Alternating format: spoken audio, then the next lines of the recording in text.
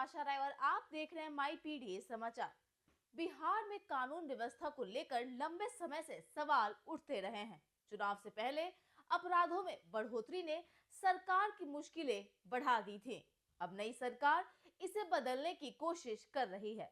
नीतीश कुमार की नई सरकार में इस बार गृह विभाग डिप्टी सीएम सम्राट चौधरी के पास है और उन्होंने पद संभालते ही साफ कर दिया है कि अब बिहार में अपराधियों की खैर नहीं। सम्राट चौधरी ने जिस तरह अपराधियों को खुली चेतावनी दी, वह अंदाज बिल्कुल उत्तर प्रदेश के मुख्यमंत्री योगी आदित्यनाथ जैसा है। योगी आदित्यनाथ ने 2017 में सत्ता संभालते ही अपराधियों को यूपी छोड़ने का अल्टीमेटम दे दिया था। अब वैसा ही अल्टीमेटम बिहार में दिखने लगा है। सम्राट चौधरी ने साफ कहा है कि अपराधी माफिया, चाहे वह जमीन से जुड़े हो, बालू से या शराब के कारोबार से, सभी बिहार छोड़ दे, वरना सख्त कार्रवाई के लिए तैयार रहें। यानी अब सम्राट चौधरी भी योगी मॉडल लागू करेंगे। योगी मॉडल मतलब किसी भी तरह के अपराध के खिलाफ सख्ती। योगी मॉडल पर सवाल भी उठते रहे हैं, खासकर यूपी में पुलिस एनकाउंटर और बुलडोजर एक्शन को लेकर। अपराधी के सरेंडर करने पर भी कोर्ट ले जाते वक्त एनकाउंटर हो जाता है और जरूरी नहीं कि पुलिस को आत्मरक्षा में गोलियां चलानी पड़े, पहले गाड़ी भी पलट सकती है। लेकिन सवाल है कि सम्राट चौधरी के लिए बिहार में योगी मॉडल लागू करना जरूरी है या फिर मजबूरी। दरअसल सम्राट चौधरी बिहार के नए गृह मंत्री बने हैं। अब तक गृह विभाग मुख्यमंत्री नीतीश कुमार के पास ही रहता आया है, लेकिन बंटवारे में इस बार 20 साल बाद भाजपा के हिस्से आया है।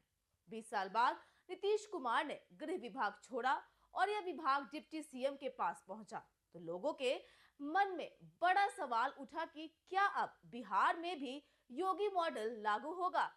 इस सवाल का जवाब सम्राट चौधरी ने अपनी पहले ही प्रेस कॉन्फ्रेंस में दे दिया। उन्होंने कहा कि अपराधियों की अब कोई खैर नहीं, चाहे वे किसी भी संरक्षण में हो या किसी भी स्तर के हो, सभी पर कार्रवाई होगी। चुनावों के दौरान सम्राट चौधरी जन स्वराज पार्टी के नेता प्रशांत किशोर के निशाने पर थे, जिस पर हत्या और गैंगरेप जैसे अपराधों में शामिल होने के आरोप लगाए गए थे। आरोपों के बीच ही सम्राट चौधरी चुनावी मैदान में उतरे, जीते और जनादेश लेने के बाद फिर से उप मुख्यमंत्री बने हैं, जिसमें इस बार गृह मंत्रालय जैसा महत्वपूर्ण और चुनौतीपूर्ण विभाग की जिम्मेदारी उन्हें मिली है। लेकिन क्या बिहार में योगी मॉडल की जरूरत है? इसको समझिए। बिहार में अभी तक नीतीश कुमार के शासनकाल को सुशासन राज कहा जाता रहा है, मतलब जहां अपराधियों की चलती नहीं, ऑर्गेनाइज क्राइम नहीं होता। यह बात बार बार सीएम नीतीश कुमार भी कहते रहे हैं और अब ये बात बार बार सम्राट चौधरी भी दोहरा रहे हैं। सम्राट चौधरी का कहना है कि बिहार सरकार के गृह विभाग की तरफ से उठाए जा रहे ये कदम मुख्यमंत्री नीतीश कुमार के सुशासन मॉडल को और भी मजबूत करेगा, जहां अपराध पर जीरो टॉलरेंस है। कमान संभालते ही सम्राट चौधरी ने साफ कर दिया है कि बिहार में अपराध पर जीरो टॉलरेंस की नीति अपनाई जाएगी। ऑर्गेनाइज्ड क्राइम नहीं होने दिया जाएगा, माफिया के खिलाफ सख्त कदम उठाए जाएंगे और कोर्ट के आदेश के बाद सीधा अपराधियों के घरों पर बुलडोजर भी चलेगा।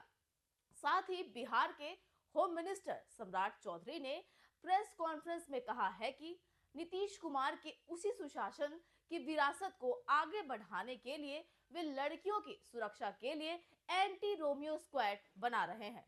सम्राट चौधरी ने कहा है कि स्कूलों और कॉलेजों के पास विशेष रूप पर पुलिस फोर्स तैनात की जाएगी, ताकि बहन बेटियों को छेड़खानी जैसी घटनाओं से बचाया जा सके।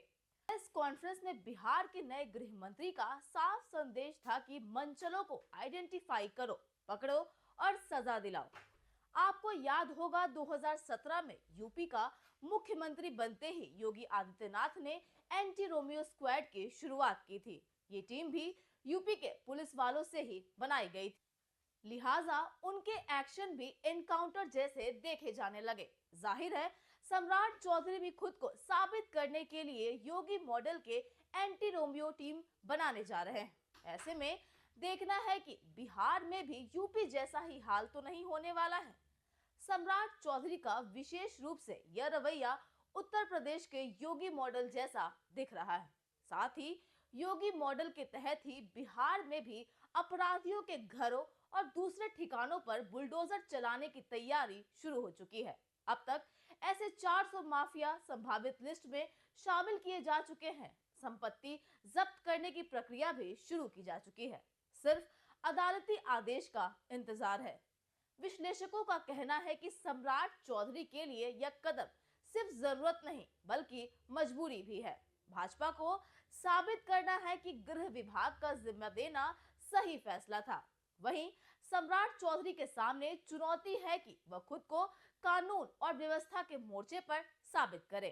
प्रशांत किशोर के आरोपों के बाद तो अब और भी ज्यादा जरूरी हो गया है। बीजेपी को साबित करना है कि नीतीश कुमार से कड़े मोल भाव के बाद गृह विभाग लेना पार्टी का गलत फैसला नहीं था और ऐसा करके ही केंद्रीय गृह मंत्री अमित शाह और बीजेपी सम्राट चौधरी को आगे और भी बड़ा आदमी बना सकते हैं।